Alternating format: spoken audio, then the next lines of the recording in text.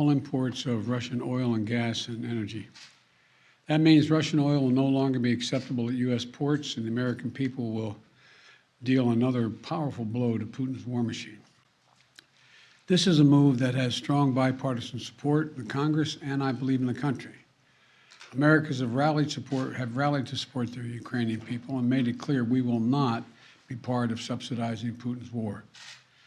We made this decision in close consultation with our allies and our partners around the world, particularly in Europe, because a united response to Putin's aggression has been my overriding focus, to keep all NATO and all of the EU and our allies totally united. We're moving forward with this ban, understanding that many of our European allies and partners may not be in a position to join us. The United States produces far more oil domestically than all the European countries combined. In fact, we're a net exporter of energy. So we can take this step when others cannot. But we're working closely with Europe and our partners to develop a long-term strategy to reduce their dependence on Russian energy as well. Our teams are actively discussing how to make this happen, and today we remain united. We remain united in our purpose to keep pressure mounting on Putin and his war machine. This is a step that we're taking to inflict further pain on Putin, but there will be cost as well here in the United States. I said I would level with the American people from the beginning. And when I first spoke to this, I said defending freedom is going to cost. It's going to cost us as well in the United States. Republicans and Democrats understand that. Republicans and Democrats alike have been clear that we must do this. Over the last week, I've spoken with President Zelensky several times to hear from him about the situation on the ground and to consult and continue to consult with our European allies and about U.S. support for Ukraine and the Ukrainian people. Thus far, we've provided more than $1 billion in security assistance to Ukraine. Shipments of defensive weapons are arriving in Ukraine every day from the United States, and we, the United States, are the ones coordinating the delivery of our allies and partners of similar weapons, from Germany to Finland to the Netherlands. We're working that out. We're also providing humanitarian support for the Ukrainian people, both those still in Ukraine and those who have fled safely to a neighboring country. We're working with humanitarian organizations to surge tens of thousands of tons of food, water, and medical supplies into Ukraine, and with more on the way. Over the weekend, I sent Secretary Blinken to visit our border between Poland and Ukraine and to Moldova to see what the situation was firsthand and report back. General Milley, Chairman of the Joint Chiefs of Staff of our Defense Department, was also in Europe, meeting with his counterparts and allies on NATO's eastern flank to reassure them, those countries bordering Russia, NATO countries, that we will keep our NATO commitment, a sacred commitment of Article 5. The Vice President Harris is going to be traveling to meet with our allies in Poland and Romania later this week as well. I've made it clear that the United States will share in the responsibility of caring for the refugees so the costs do not fall entirely on the European countries bordering Ukraine. And yesterday I spoke with my counterparts in France, Germany, and the United Kingdom about Russia's escalating violence against Ukraine and the steps that we're going to take together with our allies and partners around the world to respond to this aggression. We are enforcing the most significant package of economic sanctions in history, and it's causing significant damage to Russia's economy. It has caused Russian economy to, frankly, crater. The Russian ruble is now down to 50%, by 50% since Putin's announced his war. 1 ruble is now worth less than 1 American penny. 1 ruble is less than 1 American penny. And preventing Russia's central bank from propping up the ruble and to keep its value up. They're not going to be able to do that now. We cut Russia's largest banks from the international financial system, and it has crippled their ability to do business with the rest of the world. In addition, we're choking off Russia's access to technology like semiconductors and sap its economic strength and weaken its military for years to come. Major companies are pulling out of Russia entirely. without even being asked, not by us. Over the weekend, Visa, MasterCard, American Express, they all suspended their services in Russia, all of them, joining a growing list of American and global companies from Ford to Nike to Apple. They've suspended their operations in Russia. The U.S. Stock Exchange has halted trading of many Russian securities. And the private sector is united against Russia's vicious war of choice. The U.S. Department of Justice has assembled a dedicated task force to go after the crimes of Russian oligarchs. And we're joining with our European allies to find and seize their yachts, their luxury apartments, their private jets, and all their ill-begotten gains to make sure that they share in the pain of Putin's war. These, by the way, are giant yachts. You've put some of them in your press. I mean, some of them are, I think I read one was over 400 feet long. I mean, this is worth hundreds of millions of dollars. The decision today is not without cost here at home. Putin's war is already hurting American families at the gas pump.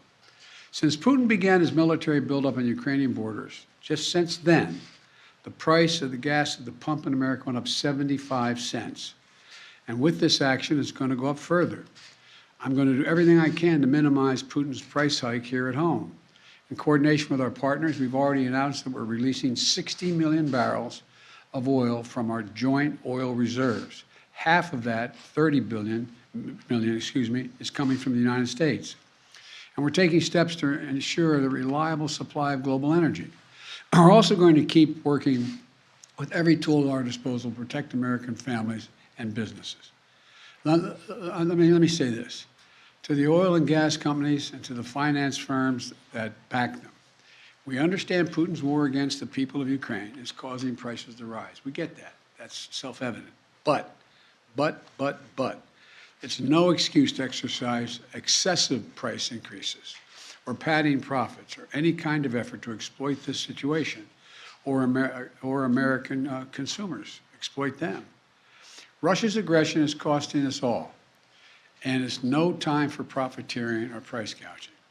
I want to be clear about what we'll not tolerate, but I also want to acknowledge those firms and oil and gas industries that are pulling out of Russia and joining other businesses that are leading by example.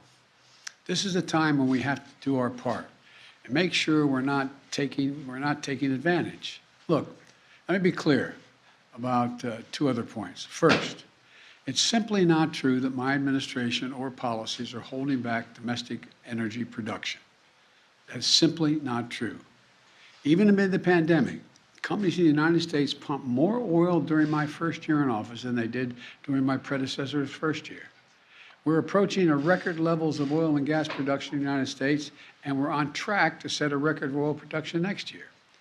In the United States, 90% of onshore oil production takes place on land that isn't owned by the federal government. And of the remaining 10% that occurs on federal land, the oil and gas industry has millions of acres leased. They have 9,000 permits to drill now. They could be drilling right now, yesterday, last week, last year. They have 9,000 to drill onshore that are already approved. So let me be clear. They are not using them for production now. That's their decision. These are the facts. We should be honest about the facts.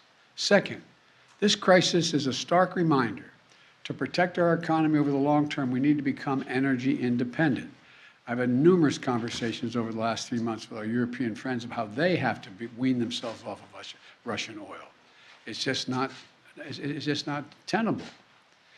It should motivate us to accelerate the transition to clean energy. This is a perspective that our European allies share, and the future where together we can achieve greater independence. Loosening environmental regulations or pulling back clean energy investment will not lower energy prices for families. But transforming our economy to run on electric vehicles powered by clean energy with tax credits to help American families winterize their homes and use less energy, that will help. And if we do what we can, it will mean that no one has to worry about the price of the gas pump in the future. That'll mean tyrants like Putin won't be able to use fossil fuels as weapons against other nations. And it will make America a world leader, manufacturing and exporting clean energy technologies of the future to countries all around the world. This is the goal we should be racing toward. Over the last 2 weeks, the Ukrainian people have inspired the world, and I mean that in a literal sense. They've inspired the world with their bravery, their patriotism, their defiant determination to live free. Putin's war has caused enormous suffering and needless loss of life of women, children, everyone in Ukraine. Both Ukraine and, I might add, Russians. Ukrainian leaders, as well as leaders around the world, have repeatedly called for a ceasefire, for humanitarian relief, for real diplomacy. But Putin seems determined to continue on his murderous path, no matter the cost. Putin's now targeting cities and has been targeting cities and civilians, schools, hospitals, apartment buildings. Last week, he attacked the largest nuclear power plant in Europe with an apparent disregard for the potential of triggering a nuclear meltdown. He has already turned 2 million Ukrainians into refugees. Russia may continue to grind out its advance at a horrible price, but this much is already clear. Ukraine will never be a victory for Putin. Putin may be able to take a city, but he'll never be able to hold the country. And if we do not respond to Putin's assault on global peace and stability today, the cost of freedom and to the American people will be even greater tomorrow. So we're going to continue to support the brave Ukrainian people as they fight for their country. And I call on Congress to pass the $12 billion Ukraine assistance package that I have asked them for of late. Ukrainian people are demonstrating by their physical courage that they are not about to just let Putin take what he wants. That's clear.